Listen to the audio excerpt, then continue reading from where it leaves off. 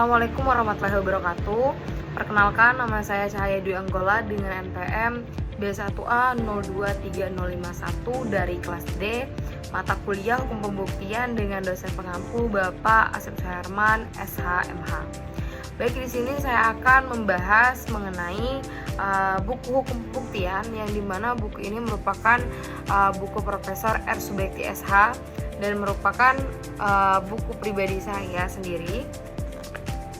Nah, di sini saya akan membahas mengenai pembahasan bab 3, yaitu hal-hal yang tidak perlu dibuktikan, dan bab 6 yaitu pembahasan mengenai bukti tulisan. Saya akan membahas bab 3 mengenai hal-hal yang tidak perlu dibuktikan dalam hukum acara perdata. Bab ini sangat penting untuk dipahami karena dalam suatu proses peradilan perdata tidak semua hal harus dibuktikan oleh para pihak. Hal-hal yang tidak perlu dibuktikan dalam hukum acara perdata adalah hal-hal yang tidak menjadi perselisihan antara para pihak. Suatu dalil yang diajukan satu pihak dan diakui oleh pihak lain tidak memerlukan pembuktian. Nah, bahkan jika tidak disangkal secara tegas, hal tersebut dianggap sebagai pengakuan. Hakim selalu memulai pertimbangan dengan memilah fakta mana yang diperselisihkan dan mana yang disepakati para pihak. Hanya fakta yang disangkal yang kemudian harus dibuktikan. Artinya, pembuktian hanya dilakukan terhadap hal-hal yang benar-benar diperselisihkan dan memerlukan klarifikasi di hadapan hakim. Dengan memahami prinsip ini, kita bisa melihat bagaimana hakim bekerja secara efisien dalam menentukan fakta mana yang relevan untuk diperiksa lebih lanjut. Pertama, perlu kita pahami bahwa pada dasarnya hanya hal-hal yang menjadi perselisihan antara para pihak yang harus dibuktikan. Apabila salah satu pihak mengajukan suatu dalil atau pernyataan dan pihak lain mengakui atau membenarkan dalil tersebut, maka dalil itu tidak lagi menjadi objek pembuktian. Bahkan hukum acara perdata memandang bahwa jika suatu dalil tidak dibantah secara tegas, maka sikap diam tersebut dianggap sebagai bentuk pengakuan. Jadi, ketidaksangkalan secara eksplisit sudah cukup untuk menghilangkan kewajiban pembuktian di persidangan. Oleh karena itu, dalam putusan perdata, hakim selalu memulai pertimbangannya dengan memilah fakta-fakta yang tidak diperselisihkan. Fakta-fakta tersebut biasanya langsung dinyatakan terbukti karena tidak ada bantahan dari pihak lain. Nah, selain itu, barulah hakim mengidentifikasi fakta-fakta yang memang diperselisihkan dan wajib dibuktikan oleh para pihak melalui alat bukti. Nah, pada tahap inilah hakim menilai apakah bukti yang diajukan cukup untuk meyakinkan hakim atas kebenaran dalil yang diajukan. Nah, selanjutnya ada hal-hal tertentu yang sama sekali tidak memerlukan pembuktian. Nah, yaitu hal-hal yang dilihat sendiri oleh hakim di muka sidang. Misalnya, dalam suatu perkara cacat tersembunyi pada barang. Bila hakim melihat sendiri di persidangan bahwa barang yang dibawa ke ruang sidang memang rusak atau cacat, maka hakim berhak mengambil kesimpulan berdasarkan apa yang ia lihat langsung. Nah, penglihatan langsung hakim ini mempunyai kekuatan pembuktian yang tinggi karena dianggap memberikan keyakinan langsung dan objektif kepada hakim sebagai penentu putusan. Bahkan apa yang dinyatakan hakim sebagai hasil penglihatannya langsung tidak dapat diganggu-gugat pada tingkat peradilan lebih tinggi. Selain itu, segala sesuatu yang dilihat langsung oleh hakim di muka sidang tidak perlu dibuktikan lagi karena penglihatan hakim merupakan keyakinan tertinggi dalam pembuktian. Ada pula fakta-fakta yang tidak perlu dibuktikan karena termasuk fakta umum atau fakta notoir. Nah, seperti kondisi alam, harga barang, atau keadaan yang diketahui masyarakat luas. Nah, fakta notoir yaitu fakta-fakta yang sudah umum diketahui masyarakat sehingga tidak perlu dibuktikan. Nah, contohnya, tadi kan kita membahas mengenai seperti kondisi alam. Nah, contohnya bahwa sungai-sungai di Jawa cenderung banjir saat musim hujan, bahwa jalanan di Jakarta sering rusak pada musim hujan, atau bahwa harga gula sudah di atas Rp100 per kilogram. Nah, karena fakta-fakta seperti ini sudah termasuk termasuk pengetahuan umum. Maka hakim tidak memerlukan bukti tambahan dari para pihak untuk meyakini kebenaran fakta tersebut. Yang selanjutnya yang juga tidak kalah penting adalah penggunaan pengetahuan hakim sendiri dalam memutus perkara. Nah, hakim juga dapat mendasarkan putusannya pada pengetahuan profesionalnya sendiri, meskipun pertimbangan ini masih dapat dievaluasi oleh hakim banding atau kasasi. Nah, Undang-Undang Mahkamah Agung menegaskan bahwa pengetahuan hakim adalah alat bukti dan fakta umum tidak perlu dibuktikan dalam putusan perdata. Pembuktian dibahas dalam bagian duduknya perkara, sedangkan penerapan hukumnya terdapat pada bagian tentang hukumnya. Nah, pemeriksaan soal fakta berakhir di tingkat banding karena tingkat kasasi hanya memeriksa penerapan hukumnya saja. Nah, baik dalam beberapa kasus hakim menggunakan pengetahuan profesionalnya untuk menilai suatu keadaan. Misalnya hakim mengetahui dari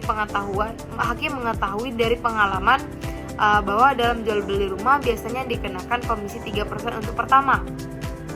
Nah, atau dalam kasus kecelakaan lalu lintas, hakim mengetahui bahwa mobil tertentu menjadi tidak stabil pada kecepatan tertentu. Nah, pengetahuan hakim semacam ini dapat menjadi dasar pertimbangan meskipun berbeda dengan penglihatan langsung hakim. Pengetahuan ini masih dapat diuji ulang oleh hakim di tingkat banding atau kasasi. Nah, perlu juga dicatat bahwa Undang-Undang Mahkamah Agung secara tegas menyatakan bahwa pengetahuan hakim adalah alat bukti dan fakta yang diketahui umum tidak perlu dibuktikan. Ini menegaskan bahwa tidak semua hal harus dibuktikan melalui alat bukti formal. Ada hal-hal tertentu yang secara hukum memang sudah dianggap terbukti. Nah, dalam struktur putusan perdata, pembahasan mengenai hal-hal yang tidak perlu dibuktikan maupun hal-hal yang wajib dibuktikan terletak dalam bagian tentang duduknya perkara.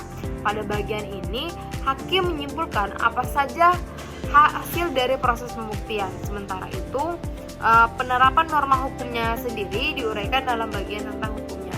Nah, akhirnya perlu ditegaskan bahwa pembahasan mengenai fakta-fakta dan pembuktian akan berhenti pada tingkat banding. Artinya jika perkara berlanjut ke kasasi, maka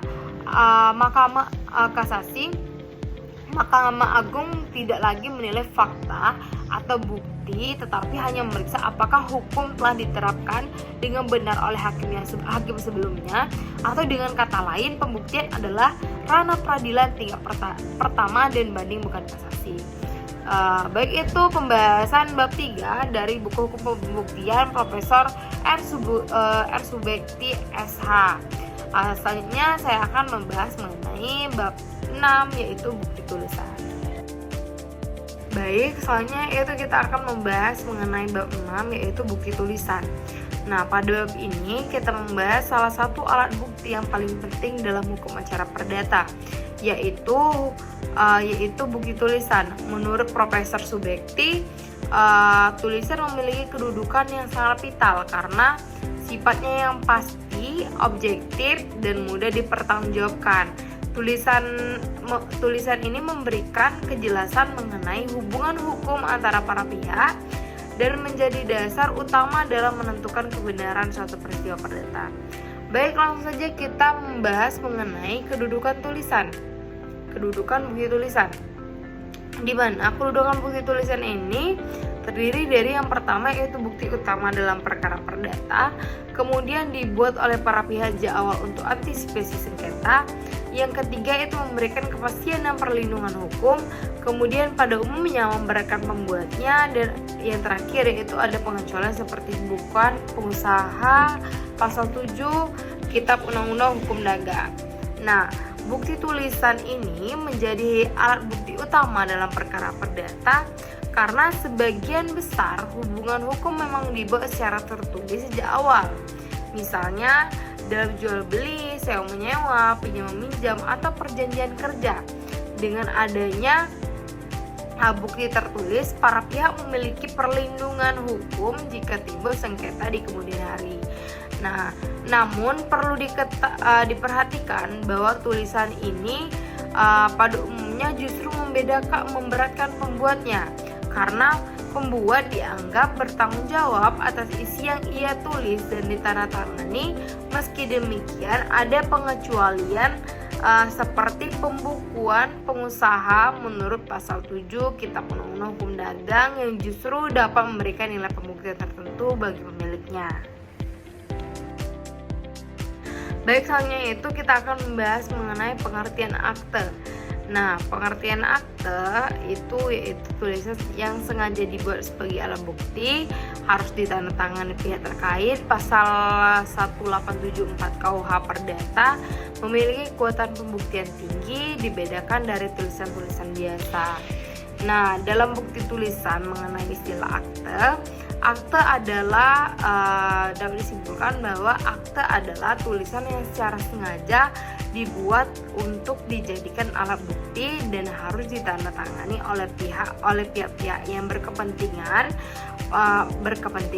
Penandatanganan merupakan elemen penting yang menunjukkan bahwa pihak tersebut menyetujui isi tulisan. Karena itu, akte memiliki nilai pembuktian yang lebih tinggi dibandingkan tulisan biasa seperti memo atau catatan. Nah, disinilah perbedaan mendasar antara akte dan tulisan biasa. Baik, selanjutnya kita akan membahas mengenai jenis akte, yaitu akte otentik dan akte di bawah tangan. Ada dua. Nah, akte otentik ini dibuat oleh atau di hadapan pejabat umum dalam bentuk sesuai Undang-Undang Pasal 1868 KUH Perdata. Misalnya akta notaris, putusan hakim, atau akta perkawinan. Nah, kemudian yang kedua yaitu akta di bawah tangan, dibuat tanpa pejabat umum, hanya ditandatangani para pihak. Nah, jenis akta ini yang pertama yang tadi yaitu akta otentik, yaitu akta yang dibuat oleh atau di hadapan pejabat umum seperti notaris, hakim, atau jurusita. Nah, akta otentik harus memenuhi bentuk yang ditentukan oleh undang-undang. Contohnya akta notaris atau akta perkawinan hingga berita acara persidangan. Nah, yang kedua tadi seperti yang saya sebutkan tadi, yaitu akta di bawah tangan, yaitu akta yang dibuat sendiri oleh para pihak tanpa melibatkan pejabat umum. Nah, contoh paling sederhana adalah perjanjian jual beli yang ditandatangani kedua belah pihak. Perbedaan keduanya sangat menentukan kekuatan pembuktiannya. Oke, selanjutnya kita akan membahas mengenai kekuatan akte otentik. Nah, akte otentik ini memiliki kekuatan pembuktian yang disebut mengikat dan sempurna. Artinya, segala isi yang tercantum di dalam akte harus dianggap benar oleh hakim. Hakim wajib menganggap isinya benar. Nah, kecuali ada bukti kuat yang menunjukkan sebaliknya. Akte otentik bukan hanya membuktikan apa yang ditulis, tapi juga membuktikan bahwa peristiwa atau pernyataan tersebut benar-benar terjadi. Nah, artinya memiliki kekuatan formal dan material. Nah, selain itu, akte otentik berlaku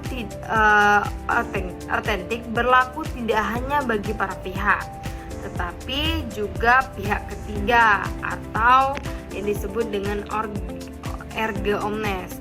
Nah, tetapi juga mengikat pihak ketiga. Inilah alasan mengapa akte otentik menjadi bukti terkuat dalam hukum perdata.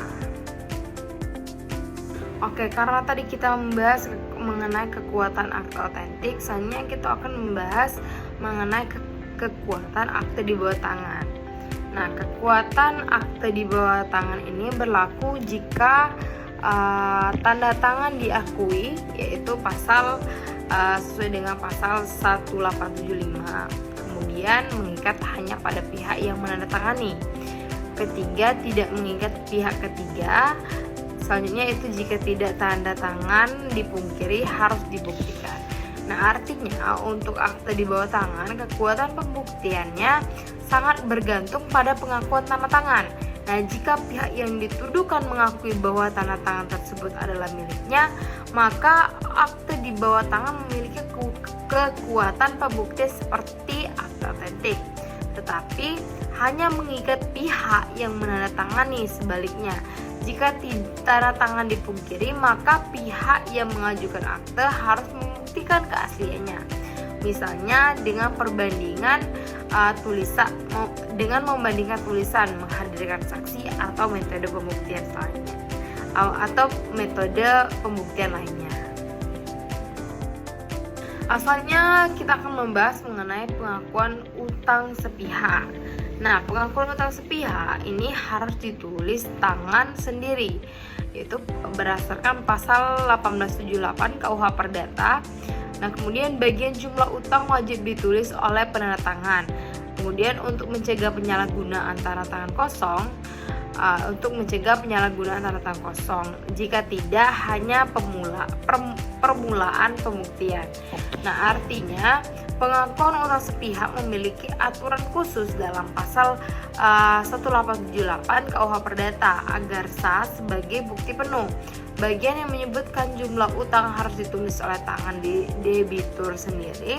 Aturan ini dibuat untuk mencegah penyalahgunaan tanda tangan di atas kertas kosong yang dapat disalahgunakan oleh pihak lain.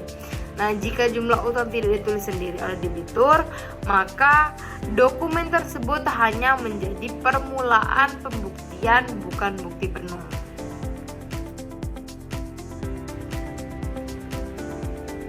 Nah, selanjutnya yaitu tulisan biasa. Nah, selain akte, terdapat tulisan-tulisan biasa seperti surat rumah tangga, catatan kecil, register, dan memo. Nah, tulisan seperti ini tidak memiliki kekuatan pembuktian tetap. Hakim bebas menilai apakah tulisan tersebut layak dipercaya atau tidak. Namun, ada tulisan tertentu yang justru dapat memiliki kekuatan mengikat, misalnya catatan kreditur atau tanda penerimaan pembayaran. Nah, dalam kondisi seperti itu, meskipun hanya berupa tulisan biasa, nilainya dapat menjadi dasar penting dalam perkara. Baik, selanjutnya kita akan membahas mengenai salinan sebagai bukti. Dalam hal akte asli hilang, hukum memberikan alternatif berupa salinan. Salinan pertama atau salinan resmi yang dikeluarkan oleh pejabat berwenang dapat berfungsi sebagai bukti yang sah. Begitu pula salinan yang diperintahkan oleh hakim. Namun, salinan-salinan di luar itu hanya dianggap sebagai permulaan pembuktian. Dengan demikian, keberadaan salinan masih dapat membantu proses pembuktian, tetapi tidak menggantikan kedudukan akte asli sebenarnya. Baik, selanjutnya masuk ke analisis menutup. Setelah kita mempelajari dua bab penting dalam hukum pembuktian perdata menurut Profesor R. Subukti, yakni bab 3 tentang hal-hal yang tidak perlu dibuktikan dan bab 6 mengenai bukti tulisan, kita dapat melihat bahwa kedua bab ini sebenarnya saling melengkapi dalam membangun kerangka berpikir hakim dalam menangani suatu perkara. Jika bab 3 menuntut kita untuk memahami efisiensi dan rasionalitas pembuktian, maka bab 6 mengingatkan kita bahwa alat bukti utama yang menopang proses tersebut adalah tulisan. Dari bab 3 terlihat jelas bahwa hukum acara perdata tidak menghendaki pembuktian atas semua hal, hanya fakta yang diperselisihkan dan dibantah yang layak diuji melalui alat bukti. Prinsip ini memberikan arah bagi hakim untuk memilah mana fakta yang telah diakui dan mana yang menjadi objek sengketa. Hal-hal yang sudah diakui tidak dibantah atau bahkan dianggap umum diketahui secara luas. Fakta notoir tidak lagi membebani proses persidangan. Bahkan, apa yang dilihat langsung oleh hakim di ruang sidang juga tidak perlu dibuktikan lagi karena penglihatan hakim memiliki kekuatan pembuktian tersendiri. Dengan demikian, proses pembuktian dalam perdata memang dirancang agar fokus, efisien, dan tidak bertele-tele sehingga memudahkan hakim dalam menggali kebenaran material.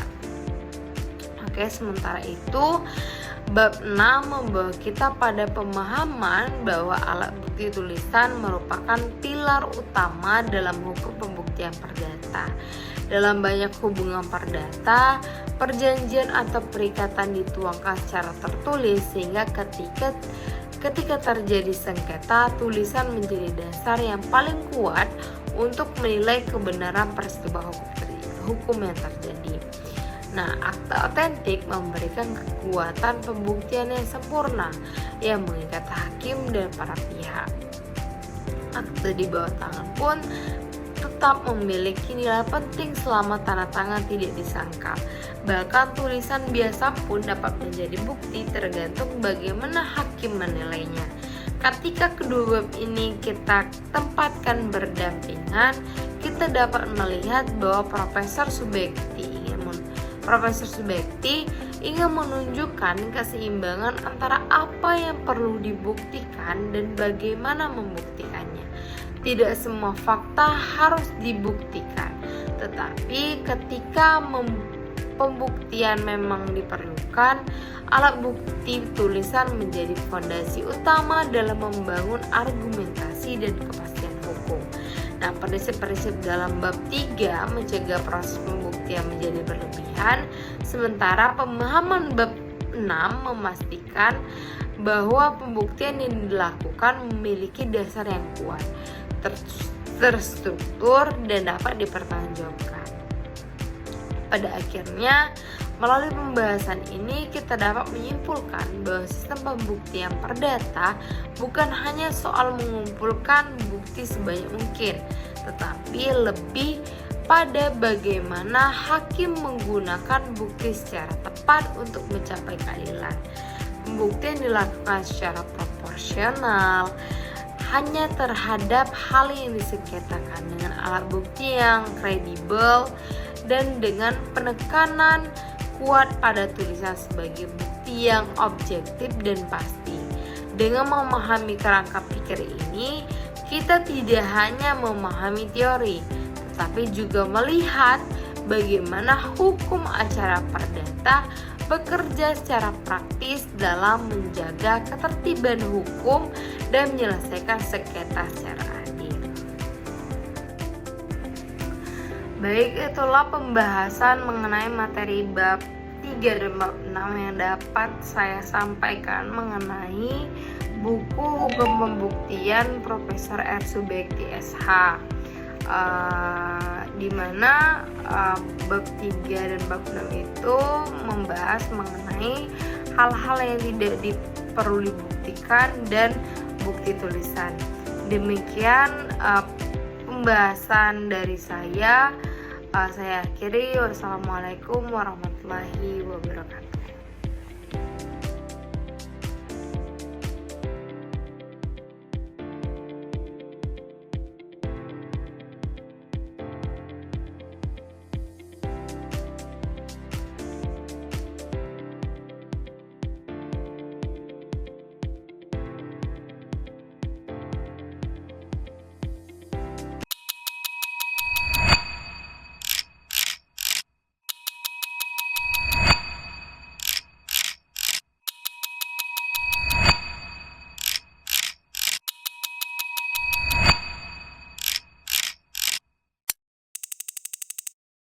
Come inside.